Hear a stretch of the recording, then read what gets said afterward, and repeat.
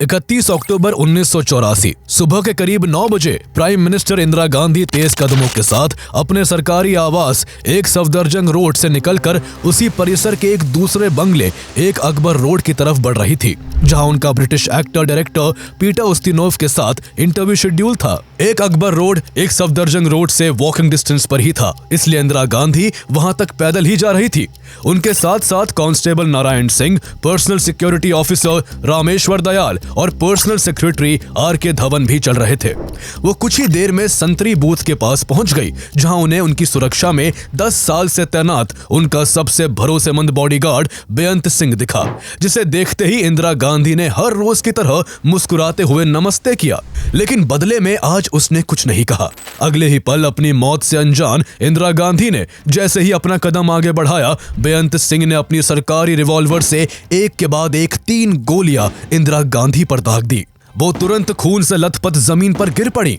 इससे पहले कि कोई कुछ समझ पाता, एक दूसरे गार्ड सतवंत सिंह ने भी अपनी ऑटोमेटिक कार्बाइन से उन पर गोलियों की बौछार कर दी। इंदिरा गांधी को पूरी 33 गोलियां मारी गई, जिनमें से 30 गोलियां उन्हें लगी। 23 गोलियां उनके शरीर से आर पार हो गई, जबकि 7 गोलियां उनके शरीर के अंदर ही रह गई। चंद सेकंड्स में उनका शरीर छलनी हो गया था, लेकिन इतनी गोलियों के बाद भी उनकी सांसें चल रही थी। इसलिए उनके सहयोगियों ने उन्हें तुरंत एम्स पहुंचाया, जहां वो करीब 4 घंटों तक जिंदगी और मौत के बीच जूझती रही। लेकिन अफसोस वही हुआ जिसका अंदेशा इंदिरा गांधी को पहले ही हो चुका था। उन्होंने एक दिन पहले ही ओडिशा में अपनी स्पीच में कहा था कि आज मैं जिंदा हूं, पर शायद कल ना रहूं। मुझे चिंता नहीं कि मैं रहूं या ना रहूं। मैंने एक लंबी जिंदगी जी है और मुझे गर्व है कि मैंने अपनी पूरी जिंदगी लोगों की सेवा में बिताई है। मैं यूं ही अपनी आखिरी सांस तक सेवा करती रहूंगी और मेरे खून की हर एक बूंद भारत की एकता को मजबूत बनाएगी। इंदिरा गांधी का एक एक शब्द सच हो चुका था। ये स्पीच उनकी आखिरी स्पीच बन चुकी थी। उन्हें देश के बेस्ट डॉक्टर्स भी नहीं बचा सके। उनकी मौत की खबर से पूरा देश सन्न था और इसके कॉन्सिक्वेंसेस में जल्द ही पूरा देश सिख विरोधी दंगों से जल उठा। तो आइए जानते हैं इंदिरा गांधी की हत्या की पूरी कहानी। आखिर उनकी ही सुरक्षा में तैनात 2 सिख बॉडीगार्ड्स ने उनकी हत्या क्यों की, और आखिर इंटेलिजेंस एजेंसी के आगाह करने के बावजूद इंदिरा गांधी ने उन बॉडीगार्ड्स को क्यों नहीं बदला था। कि मैं जीवित रहूं या नहीं रहूं, मेरी लंबी उम्र रही है और मैं इस पर मुझे अगर गौरव किसी चीज पर है तो इस पे है कि सारा जीवन मेरा सेवा में गया। Indira Gandhi was assassinated by her own security guards. It happened in the aftermath of the Golden Temple being stormed in Operation Blue Star. He raised the revolver. He says, "Are Beant Singh ye kya?" And he says, "Yeah, Kaal Tak Samda Badala." He shoots her 3 times, and Satwant Singh starts firing from his Sten gun, and then Beant Singh continues firing. I say this is the easiest and the surest way of Mrs. Gandhi getting assassinated. Satwant Singh and Beant Singh, and masterminded by Kehar Singh in wake of the Operation Blue Star, changed the course of contemporary politics. We regret to announce the death of the Prime Minister, Mrs. Indira Gandhi.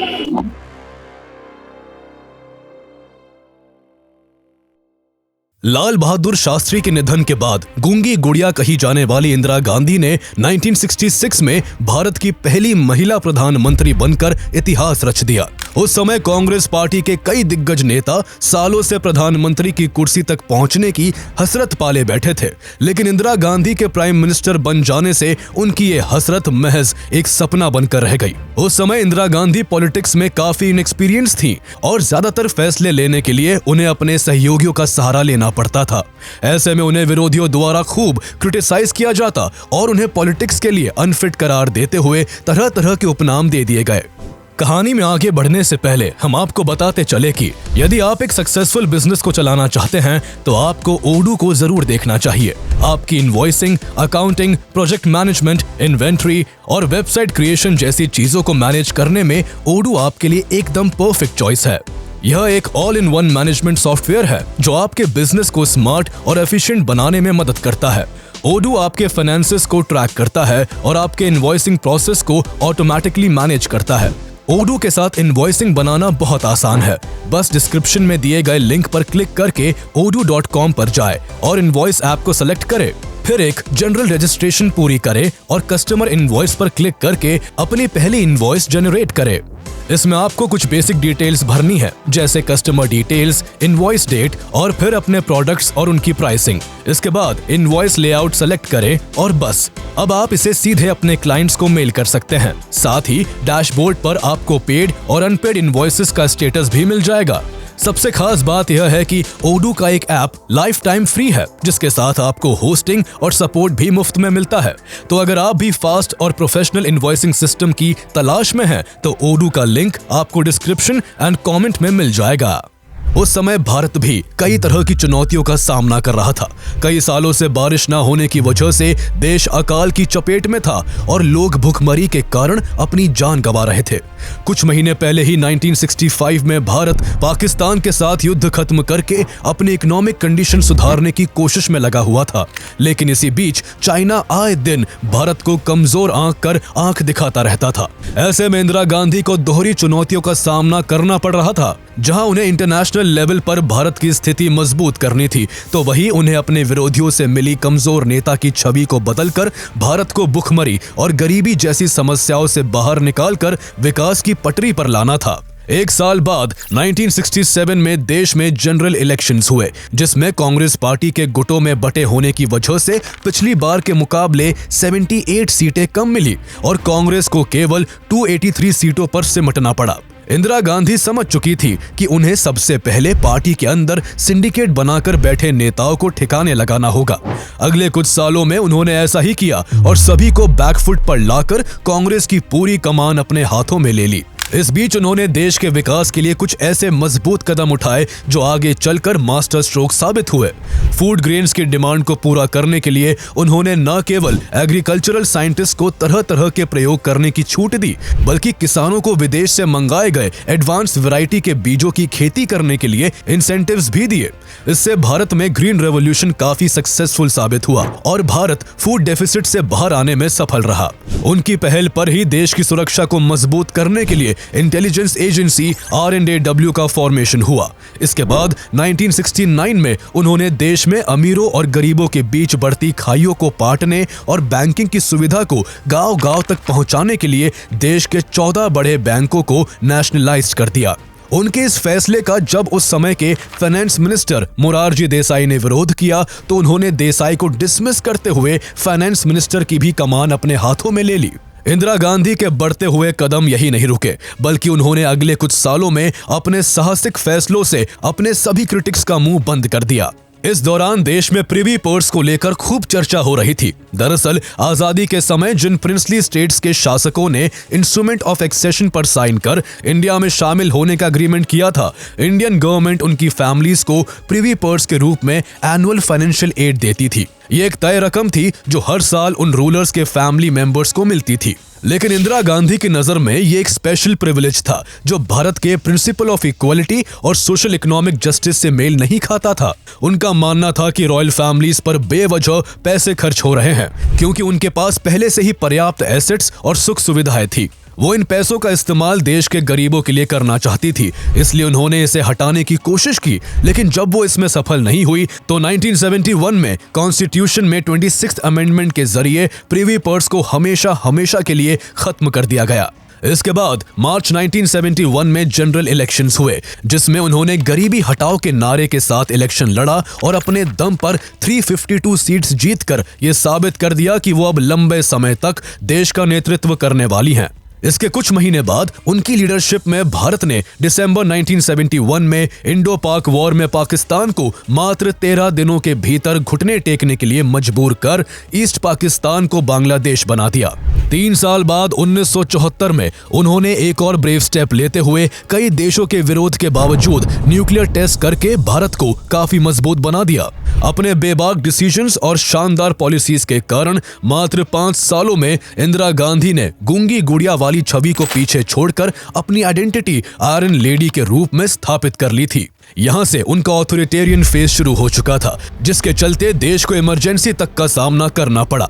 दरअसल इंदिरा गांधी ने 1971 में Raebareli Lok Sabha seat से जीत हासिल की थी, लेकिन उनके opponent ने उन पर चुनाव में सरकारी मशीनरी और संसाधनों का दुरुपयोग करने का आरोप लगाकर इस जीत को इलाहाबाद हाई कोर्ट में चुनौती दी, जिसे सही मानते हुए इलाहाबाद हाई कोर्ट ने उनकी सांसदी को अवैध करार देकर अगले 6 साल तक उनके चुनाव लड़ने पर रोक लगा दी। जब इस फैसले को इंदिरा गांधी ने सुप्रीम कोर्ट में चुनौती दी तो सुप्रीम कोर्ट ने हाई कोर्ट के फैसले पर पूरी तरह से रोक तो नहीं लगाई, लेकिन उन्हें प्रधानमंत्री बने रहने की अनुमति दे दी। साथ ही सुप्रीम कोर्ट ने यह भी कहा कि अंतिम फैसला आने तक इंदिरा गांधी बतौर सांसद किसी भी तरह का मतदान नहीं कर सकेंगी। सुप्रीम कोर्ट के इस फैसले का विपक्ष द्वारा जमकर विरोध हुआ। 25 जून 1975 को दिल्ली के रामलीला मैदान में जयप्रकाश नारायण ने इंदिरा गांधी पर लोकतंत्र का गला घोटने का आरोप लगाया, जिसके बाद इंदिरा गांधी के खिलाफ पूरे देश में आक्रोश बढ़ गया और स्टूडेंट से लेकर विपक्ष तक सब एकजुट हो गए। इसके अलावा उस दौरान देश में railway strikes, rising inflation, crunching economy और सरकारी घोटालों ने भी इंदिरा गांधी की कुर्सी को खतरे में डाल रखा था। जब इंदिरा गांधी को लगने लगा कि वो पावर लूज कर सकती हैं, तो उन्होंने इंटरनल डिस्टर्बेंस का हवाला देकर तानाशाही रूप अख्तियार करते हुए 25 जून 1975 की आधी रात को देश में इमरजेंसी लगा दी।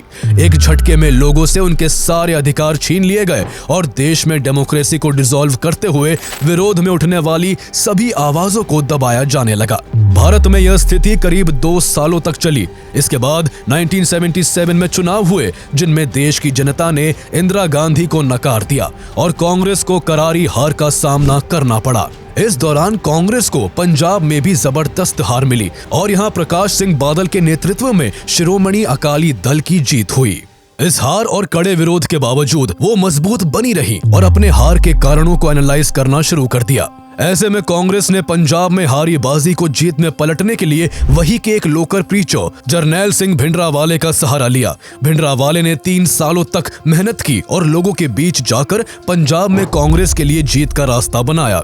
इसके बाद इंदिरा गांधी के नेतृत्व में कांग्रेस ने 1980 के लोकसभा चुनाव के साथ साथ पंजाब के विधानसभा चुनाव में भी जीत हासिल की। अपनी हार से परेशान शिरोमणि अकाली दल अपने पुराने मुद्दों को उठाते हुए पंजाब की संस्कृति, भाषा और विशेष अधिकारों को लेकर सेंट्रल गवर्नमेंट से पंजाब के लिए अधिक ऑटोनॉमी की मांग करने लगा। अकाली दल की ये मांग कांग्रेस के मोहरे जरनैल सिंह भिंडरावाले को भी भा गई और उसने इसे पंजाब की पॉलिटिक्स में अपने आप को स्टैब्लिश करने के एक मौके के रूप में देखा। इसलिए उसने भी अपने समर्थकों के साथ अकाली दल की मांगों को सरकार के सामने जोरदार तरीके से उठाना शुरू कर दिया। जहां अकाली दल दायरे में रहकर अपनी बात रख रहा था, तो वही भिंडरावाले का तरीका सख्त था। धीरे धीरे इस मुद्दे को हवा मिलती गई, जिससे कुछ ही सालों में पंजाब में मिलिटेंसी चरम पर पहुंच गई। सिख कम्युनिटी की सबसे पवित्र जगह गोल्डन टेम्पल में एक्सट्रीमिस्ट धीरे धीरे वेपनरी इकट्ठा करके वहीं से अपने ग्रुप को ऑपरेट करने लगे। इससे पंजाब में हिंसा काफी बढ़ गई थी, जिसे इंदिरा गांधी जल्द से जल्द शांत करना चाहती थी। इसलिए गोल्डन टेम्पल को एक्सट्रीमिस्ट से फ्री कराने के लिए इंदिरा गांधी के ऑर्डर पर जून 1984 में आर्मी का ऑपरेशन ब्लू स्टार शुरू हुआ। इंडियन आर्मी ने गोल्डन टेम्पल के अंदर घुसकर कार्रवाई करते हुए कुछ ही दिनों में उसे एक्सट्रीमिस्ट से फ्री कर दिया। इस ऑपरेशन में एक्सट्रीमिस्ट समेत सैकड़ों लोग मारे गए और साथ ही गोल्डन टेम्पल का एक हिस्सा अकाल तख्त बुरी तरह से डैमेज हो गया। भले ही ये ऑपरेशन वहां से एक्सट्रीमिस्ट को हटाने के लिए हुआ था, लेकिन गोल्डन टेम्पल में सेना की इस कार्रवाई से सिख कम्युनिटी इंदिरा गांधी से काफी नाराज हो गई थी। सिख कम्युनिटी ने इसे अपने रिलीजियस बिलीफ और कल्चर पर हमले की तरह देखा। तब शायद किसी को अंदाजा भी नहीं था कि इस इंसिडेंट ने आगे आने वाले दिनों के लिए बहुत बड़े हादसों और दंगों की नींव रख दी थी।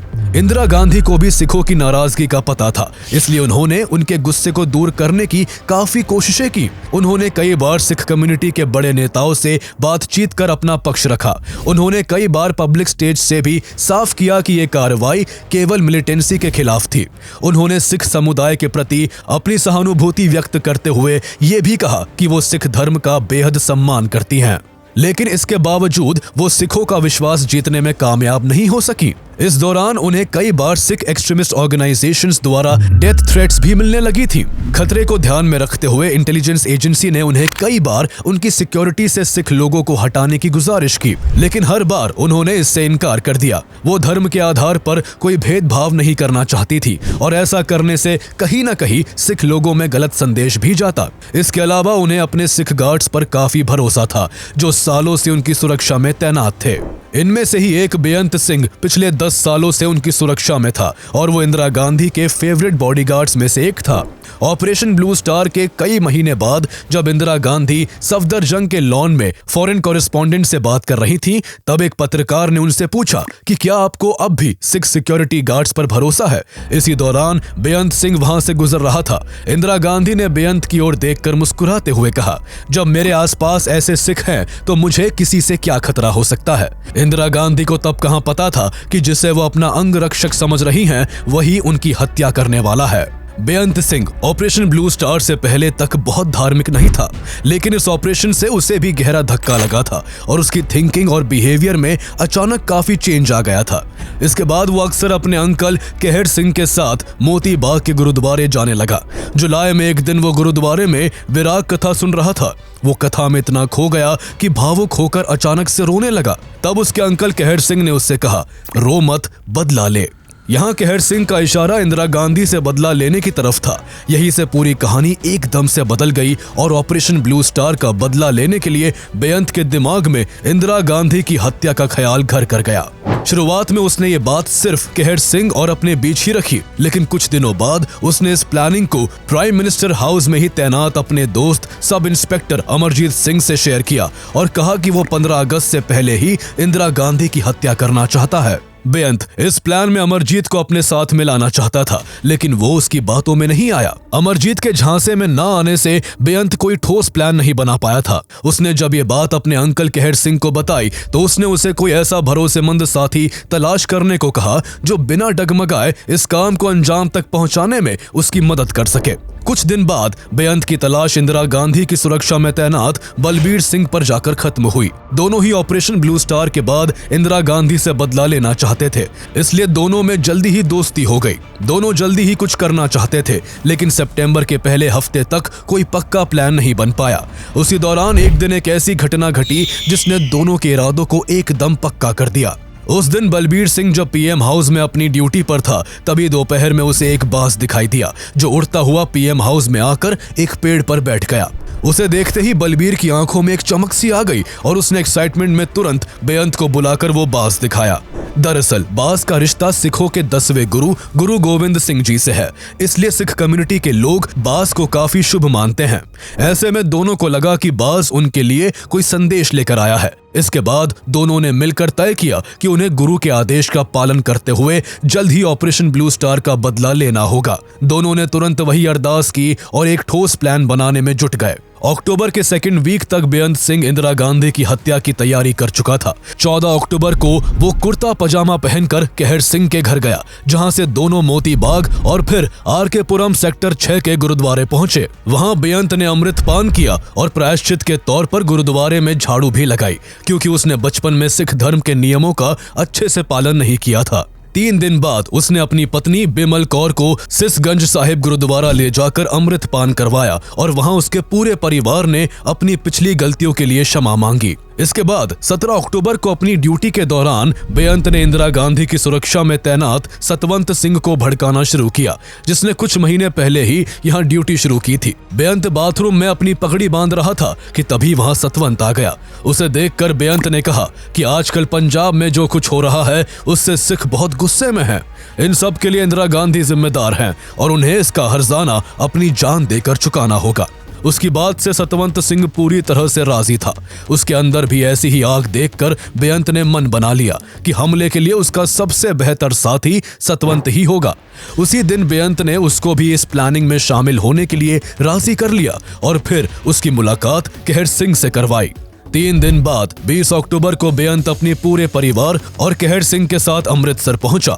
अगले दिन सबने ऑपरेशन ब्लू स्टार के दौरान अकाल तख्त के दर्शन किए। उस दिन सतवंत को भी यहां पहुंचना था, लेकिन वो नहीं आया। बेअंत को शक हुआ कि सतवंत भी कहीं आखिरी वक्त में धोखा ना दे दे। कुछ दिनों बाद जब वो वापस दिल्ली पहुंचा तो उसने सतवंत से गुस्से में कहा कि अगर तूने धोखा दिया तो मैं तुझे ही गोली मार दूंगा। बेअंत पर अब काम को अंजाम देने का जुनून सवार था। उसने इंदिरा गांधी की हत्या के लिए 31 अक्टूबर का दिन चुना।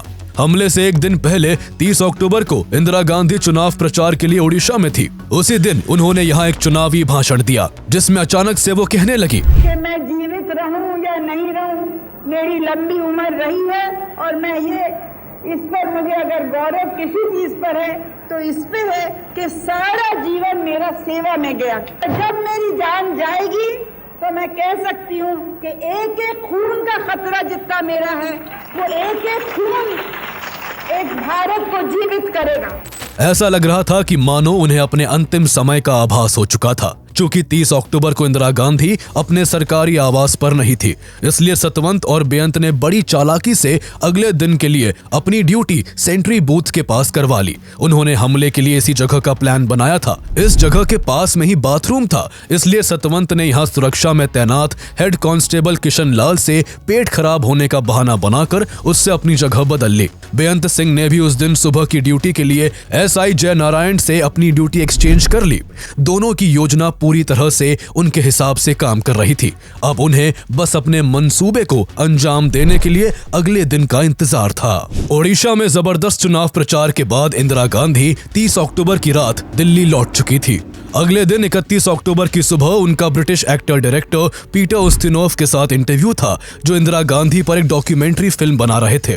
इंटरव्यू उनके सरकारी आवास एक सफदरजंग रोड के ही एक दूसरे बंगले एक अकबर रोड में था, जो वॉकिंग डिस्टेंस पर ही लोकेटेड था। अगले दिन की सुबह करीब 8 बजे इंदिरा गांधी के पर्सनल सेक्रेटरी RK धवन उन्हें रिसीव करने पहुंच चुके थे, लेकिन अब तक इंदिरा गांधी तैयार नहीं हो पाई थी, इसलिए इसमें 1 घंटे का और समय लग गया। 9 बज चुके थे और अब तक इंटरव्यू की सारी तैयारियां पूरी हो चुकी थी। चंद मिनटों बाद इंदिरा गांधी इंटरव्यू के लिए एक अकबर रोड की तरफ बढ़ने लगी। पर्सनल सेक्रेटरी RK धवन के अलावा कांस्टेबल नारायण सिंह और personal security officer Rameshwar Dayal भी उनके साथ चल रहे थे। थोड़ा आगे बढ़ने पर ही इंदिरा गांधी ने वहां से एक वेटर को हाथ में एक कप और प्लेट ले जाते देखा। ये कप प्लेट पीटर उस्तिनोव के लिए जा रहे थे और इंदिरा गांधी को इनकी डिजाइन और रंग पसंद नहीं आया था, इसलिए उन्होंने वेटर को इनको बदलकर कोई और अच्छा टी सेट लाने को कहा और आगे की ओर बढ़ गईं। कुछ ही देर में वो सेंट्री बूथ तक आ पहुंची। वहां उन्हें अपना सबसे भरोसेमंद बॉडीगार्ड बेअंत सिंह दिखाई दिया, जिसे देखते ही इंदिरा गांधी ने हर बार की तरह मुस्कुराते हुए नमस्ते किया। लेकिन आज बेअंत ने बदले में कोई प्रतिक्रिया नहीं दी, क्योंकि आज उसके इरादे नेक नहीं थे।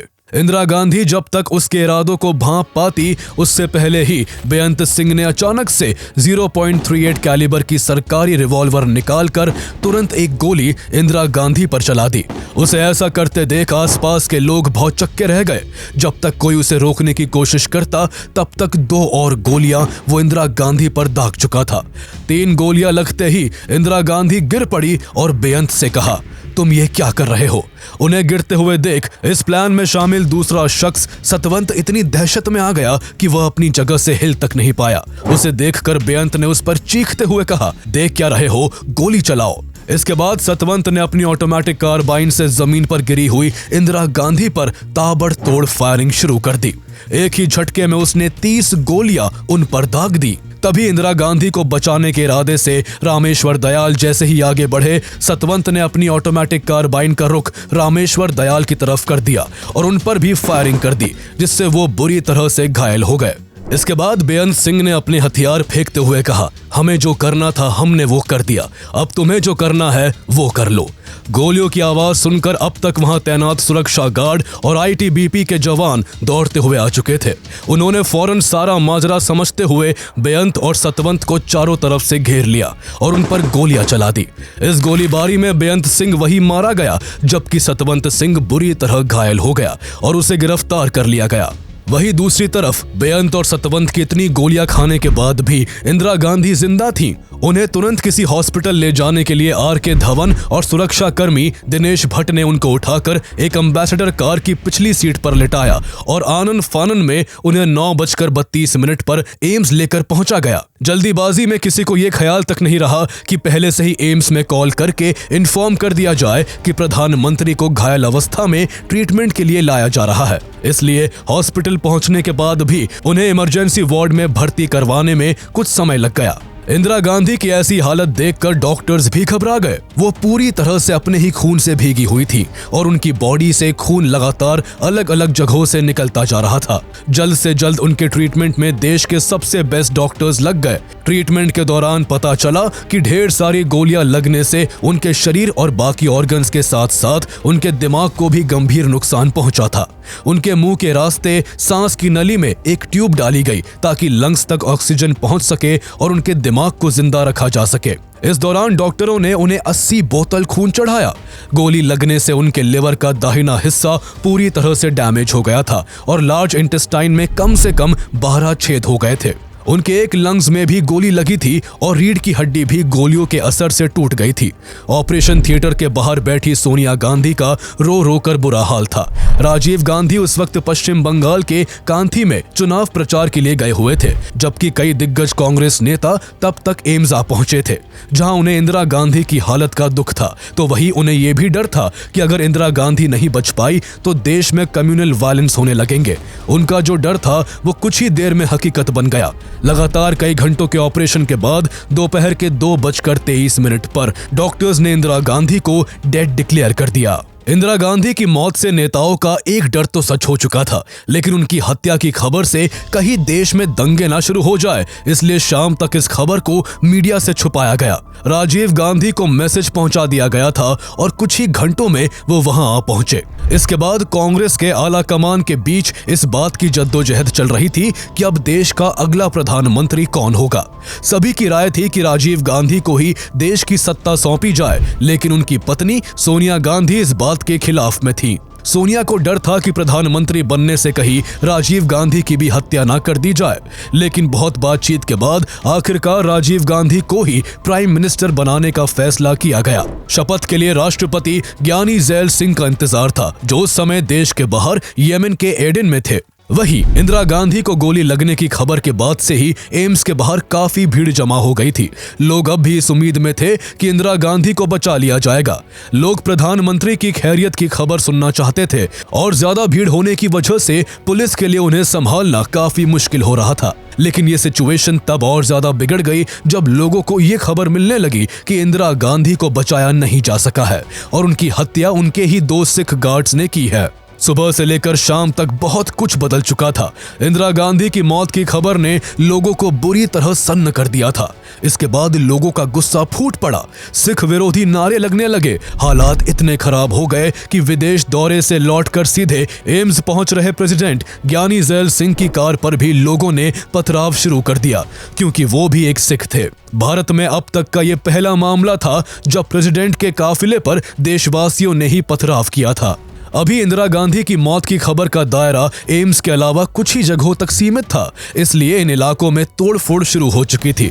अस्पताल के पास से गुजरती हुई बसों से सिखों को खींच कर बाहर निकालकर उन्हें पीटा जाने लगा। दिल्ली में सालों से रह रहे सिख लोगों को अंदाजा भी नहीं था कि उनके बीच रहने वाले लोग ही उनके खून के प्यासे हो जाएंगे। कुछ ही समय में इस हिंसा ने दंगे का रूप ले लिया। 5:55 पर एक सिख लड़के को बुरी तरह पीटने के बाद उसकी मोटरसाइकिल को आग के हवाले कर दिया गया।